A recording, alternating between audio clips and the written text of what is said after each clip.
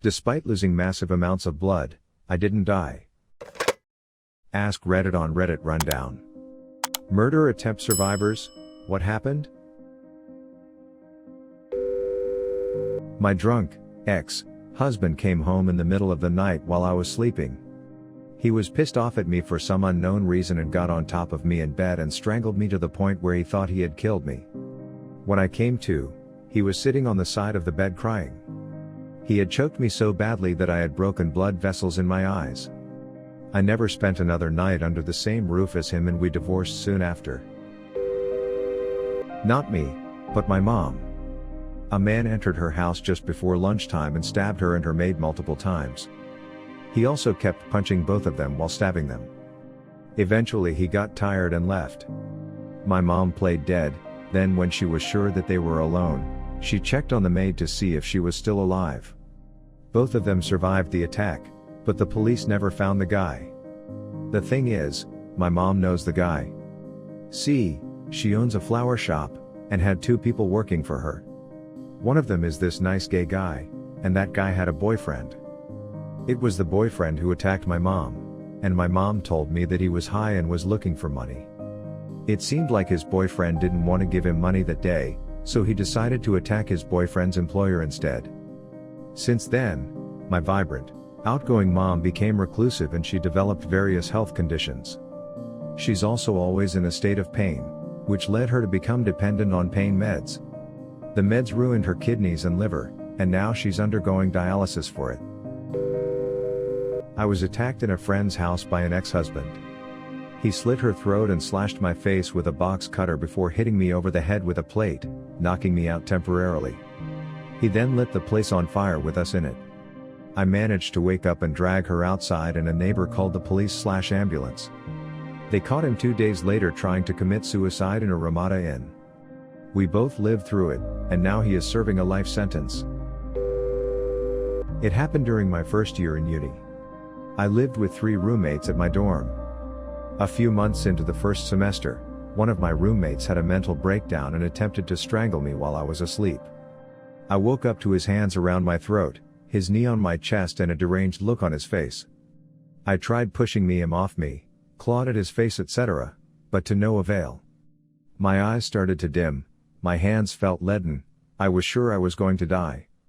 Fortunately, my other roommate wasn't asleep, he was laying under the covers browsing on his phone. The sounds from our struggle caught his attention and after seeing what was happening, he pushed the attacker off me and knocked him to the ground. He then woke the other roommate and together they restrained the attacker on his bed and called the university police. The police arrived around 15 minutes later and after we told them what happened, they called the actual cops.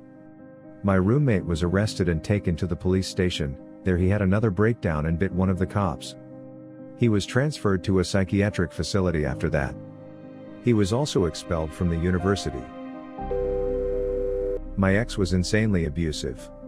Left me for dead once and I overheard him on the phone talking to someone about what to do with the body. He had put my head through the car window and dragged me inside and threw me onto the bathroom floor. I woke up because I started drowning in my blood, face down. I managed to escape and call my mom. She got me a taxi to a hotel out of his area until I could get home the next day. She actually drove there to pick me up from another state because I had too many injuries to fly. Police didn't do much because I crossed state lines, this happened on the west coast where he lived. I was originally from the south. Cops were very uncooperative. Kept saying they'd get back to me. Checked out his place. Found some blood, chalked it up to a domestic dispute. I got exhausted from the whole thing. A year later, he dated another girl. Cut her head off and dismembered her. He's serving like 25 to life, I think. It wasn't me, but my sister, and I caught it happening. One night when I was about 15, I fell asleep on the couch. I woke up to strange sounds coming from the vent which fed to my sister's room in the basement. The sounds were like her muffled voice with quick bursts of her entire voice, but not using words. But then I heard no. And I just immediately knew it was distress and very, very bad. She had a live-in boyfriend. I ran to my mom's room and said something is wrong with sister's name, run. My mom hauls ass down those stairs and breaks through the door, still can't believe the strength and speed she had doing so, and I heard "Get off of her. What are you doing?" And a ton of commotion. Turns out the boyfriend was strangling her, had taped her mouth shut, and had a knife by his side. My sister was blue by that point. Long story short, his mom was friends with the town judge and he got let go, no jail time. He went on to kill another woman, who was a young mother. He had a history of weird abuse which is typical of evolving psychopaths. He's now in prison. Not my story, but my cousin's. She was married to this crazy man. I won't go into detail about the ways he was awful, but he was insane. Also, before he married my cousin, he had another family who all died in a house fire. All 4 of his children and his previous wife. We all felt bad for him for suffering such a tragic loss, because we didn't know what he was like behind the scenes at home. We never suspected anything off about that, just thought it was a tragedy. Well, finally my cousin decided to leave him. She took her 2 kids and moved away. She had to leave abruptly, so she was missing a lot of important things. Social security cards, birth certificates. Stuff like that. One day, after things cooled down some between her and her ex, she arranged for her to go over to their old house and gather the rest of their things. He asked that she bring the kids, because he missed them. Luckily, she decided to let them stay at their friend's house instead. She went over to the house, and he was absolutely enraged that she didn't bring the kids. He shot my cousin 4 times and then shot himself in the head. He was planning to do a murder-suicide with the whole family, that's why he wanted the kids there. My cousin was shot twice in the neck, in the face, and in the arm. Somehow, none of the bullets struck any major arteries or anything. She was able to make it next door to her neighbor's house and get help. She survived a murder-suicide attempt, and her ex didn't. That whole thing really makes me look at that house fire tragedy in a different light. Solo hiking, ran into 2 men who acted nice at first, then started following me on my trail. Things escalated. They beat me up pretty bad while trying to rape me. I fought like fury. I'm fit and used to do combat sports, so I was able to do quite a bit of damage right back. I think when they realized, they themselves were taking too many hits, they cut their losses and fled. I have no doubt they would have killed me as well as raped me if I hadn't made it such an unholy battle for them to get me down. I was a mess, and still needed to hike back to civilization after that. I could write a damn book about that return hike. Eventually I made it out. I don't talk about it, like ever. I guess Reddit is as good a spot as any to put it down. Like I said, I never talk about this. And maybe I should. I was diagnosed with PTSD after, and in some ways, the battle still rages. But sharing it here has actually made me feel so much better, in ways I never would have expected. Much love to you all, and whatever you do, be safe doing it. And girls especially, take a self-defense course. You never know what might happen.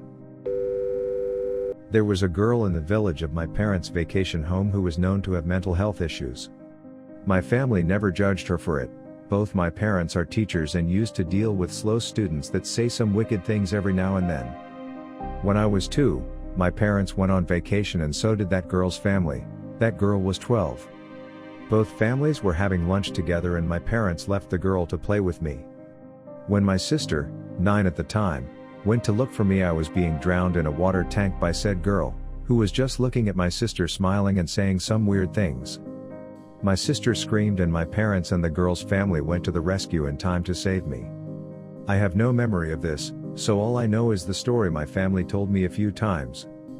I haven't actually met this girl yet, neither have I ever talked to her family. Both families still go on vacation to the same village at the same time, but my parents cut ties with them. While transferring work locations, I was staying with a cousin of mine at the new location. Her psychotic, alcoholic, drug-addled, vicious ex-boyfriend, whom she had just kicked out of her house, was stalking her. He saw me move in, assumed I was the new boyfriend, and lay in wait for me outside her house one night, where he jumped me from behind and slit my throat. Despite losing massive amounts of blood, I didn't die. I didn't even feel that bad, so while he was trying to break into her house, presumably to kill her too, I grabbed a baseball bat from the trunk of my car and beat him until I passed out. When I woke up, I wasn't thinking all that clearly, so I went inside, cleaned myself up and drove to the hospital. My cousin wasn't even home at the time. She had gone into the city with her mother for the weekend to see a show and go shopping. My attacker and I ended up in the same ICU. I had rendered him a quadriplegic. There was a great deal of civil and criminal legal bullshit to deal with, but in the end, I was cleared of any wrongdoing, and he was put on probation for 10 years.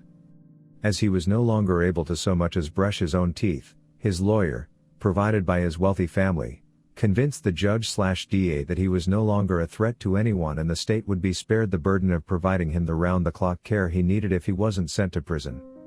I was left in massive debt which took me many years to pay off. I did sue him for the injuries I sustained, but despite being a trust fund baby from a wealthy family, he himself was indigent. He'd blown his trust fund on drugs, booze and gambling, and had nothing.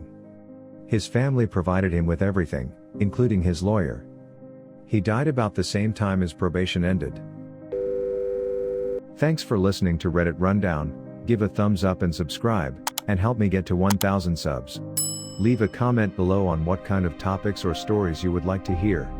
You can also check out other videos on my channel. Thanks and have an awesome day.